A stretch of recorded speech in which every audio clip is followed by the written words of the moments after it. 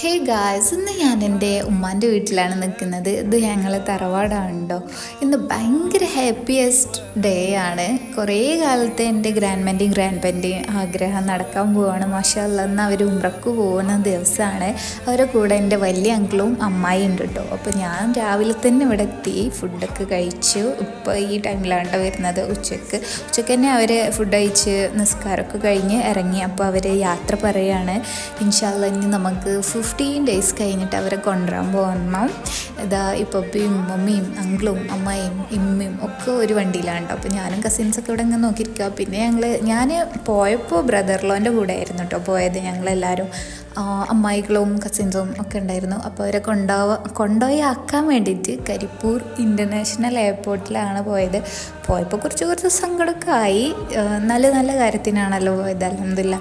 അപ്പോൾ നമുക്ക് നെക്സ്റ്റ് വീഡിയോയിൽ കാണാം. Okay, by.